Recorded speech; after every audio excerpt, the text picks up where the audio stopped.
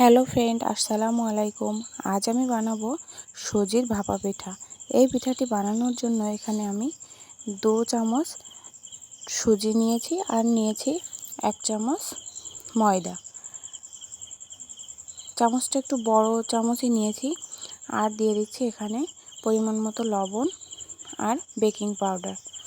এই সবগুলি উপকরণ দেওয়ার পর আমি এর মধ্যে দিয়ে দিচ্ছি পরিমাণ মতো চিনি। আপনারা যে যেমন মিষ্টি খেতে পছন্দ করেন সে তেমনই দেবেন।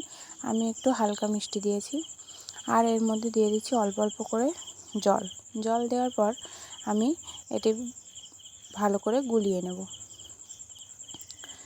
এটি মানে অল্প অল্প জল দিতে হবে আর গোলাতে হবে, না হলে চিনিটা গলে অনেক পাতলা হয়ে যাবে।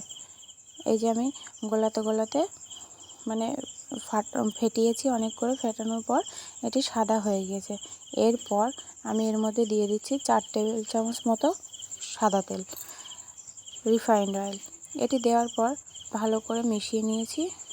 মেশানো হয়ে গেলে একটি বাটির মধ্যে, স্টিলের একটি বাটির মধ্যে তেল আমি ব্রাশ করে নিচ্ছি। কিছুটা তেল দিয়ে আমি ব্রাশ করে নিচ্ছি, নিয়ে ওই ব্যাটারটি এই বাটির মধ্যে ঢেলে দিচ্ছি। স্টিলের বাটি রাখার চেষ্টা করবেন, তাহলে এটি ভালো হবে।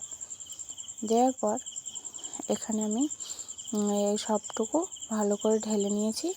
এরপর এখানে একটি পাত্র ভালো করে আগে থেকে গরম করে রেখেছিলাম, এর মধ্যে বসিয়ে দিয়েছি ওই বাটিটি, দিয়ে ঢাকা দিয়ে দিয়েছি। 40 মিনিট পর ঢাকা খুলে এই যে দেখে নিচ্ছি কেমন হয়েছে।